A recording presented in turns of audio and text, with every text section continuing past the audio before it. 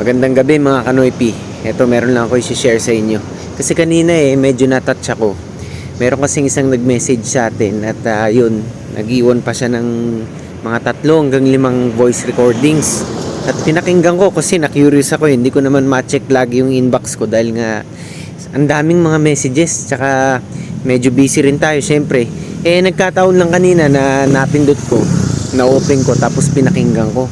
Yun nga, babae nga, tapos yun nga supporter ng administrasyong Bulok nga, tapos yung mga pang-apat o panghuling voice recording niya parang umiiyak na ganun. So ako naawa naman ako, no, sabi niya yan nga, wag ko naman daw gagawing babanat-banatan lagi yung ganyan, yung idolo nga nila. Kaya ginawa ko, sinagot ko siya, sabi ko nga siya lang yung nireplyan ko kasi yun nga, hindi ko rin naman ma-check talaga sa dami, flooded na kumbaga.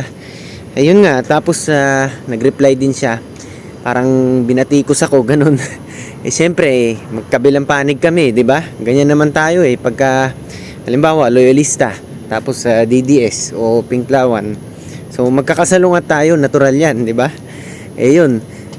Sabi ko sa kanya nung huli na yun nga, wag niya masyadong didibdibin yung mga ganyang klase ng mga content at parang siya yung nasasaktan Kasi naawa ako dahil hindi ko naman intention tong ganito I mean, siguro yung mga leader na hindi nararapat sa kanilang pwesto, yung mga korap, mga magnanakaw. At yan nga, mga kumakampi sa mga illegal na tao, mga taong droga na sumisira sa sistema ng bansa natin, no, sa mga kabataan. Galit na galit ako dyan. Pero itong mga to, yung mga vlogger at mga ordinaryong mamamayan, nakokonsensya ako na habag yung damdamin ko kasi parang kapwa natin to dugo natin to di ba? Yun ang tingin ko di ba? Ewan ko kayo pero pare-pares tayong mga Pilipino dito, di ba? Yung mga vlogger na yan, hindi ko alam yung iba diyan bayaran talaga, possibly. Pero meron din naman mga vlogger na parang gusto lang nilang makapaghayag ng kanilang opinion. So everyone is entitled to their own opinion, sika nga. Kaya sabi ko dun sa babae dito kay ate na yun nga, huwag niya masyadong dibdibin.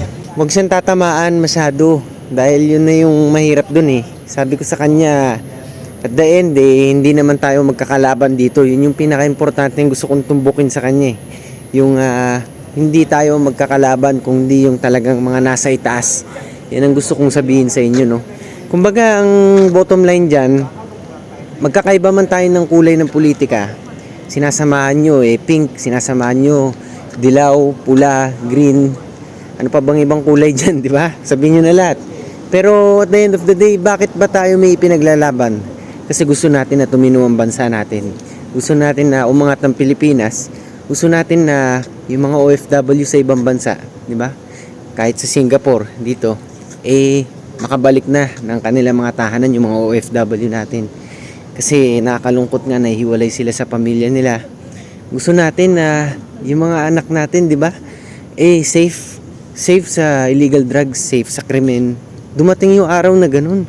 Parang nung panahon ni Tatay Digong at mas better pa. Dahil naniniwala ako na ang mga susunod na henerasyon dapat mapabuti ang mga current na nangyayari ngayon o yung talagang estado natin ngayon, 'di ba? Yan ang pangarapin natin. Higitan pa natin ang mga nagawa ni Tatay Digong. At yun nga, imbis na magkawatak-watak tayo, I hope one day maresolba natin to, no? Pero sa ngayon kasi, hindi natin maiwasan tulad ko, tulad ng mga DDS. May pinaglalaban talaga kami mga ma'am, mga sir mga Pinklawan kayo.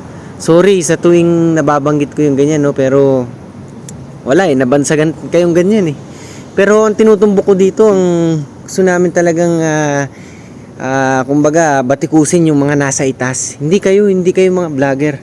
Hindi tayong mamamayang Pilipino ang dapat mag-away-away dito. Kalokohan yung ganun. Ano yun? Mag-aanuhan tayo, magtitirahan tayong ganyan, tapos pisikalan na abot, tapos pagtatawanan lang tayo ng mga nasa itaas. Imagine niyo nga yun kung gaano katulonggis tayo, no? Kung gano'n na mangyayari sa atin lahat. Makabayan naman kayo. Kalimutan niyo muna yung mga pansariling mga interest nyo. Halimbawa, kung yung mga ibang grupo dyan na may mga kamag-anak ng mga drug addict o yung mga drug pusher, ganyan.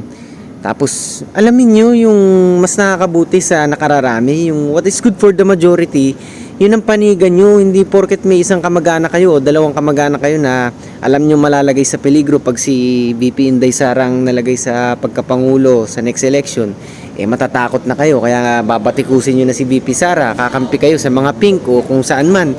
Huwag ganun, di ba? Iparehab nyo yung kamag-anak nyo yun. O kung ano man, di ba, ipakulong nyo na hanggat maaga pa nang magtanda. Hindi yung kukonsintihin nyo, tapos ayaw nyong maitama yung kamalian nila. 'Di ba? Pangungunsinti yan. Maling-mali yan. Kahit sa sarili nyong anak. Maling-mali yan. Ako kahit sarili kong anak yan, kaya kong ipaano yan. Kung ano. Sinasabi ko lagi yan. Kahit sa mga kamag-anak ko. Nagugulat nga sila eh. 'Di ba? Kayo, huwag nyong kukonsintihin. Isipin nyo what is good for the majority. Yung nakararami. Dahil ang daming matitino sa Pilipinas sa totoo lang na nadadamay dahil nga naghahari kasi ngayon mga korap, yung mga taong droga. So kawawa ang future generations, yun lang masasabi ko, yun ang gusto kong tumbukin. Kaya magtulong-tulong tayo at wag tayong magwakasan, tayong mga vlogger, wag yun, mali yun. Instead dapat pinagtutulungan natin yung mga makapangyarihang mga abusado talaga sa gobyerno.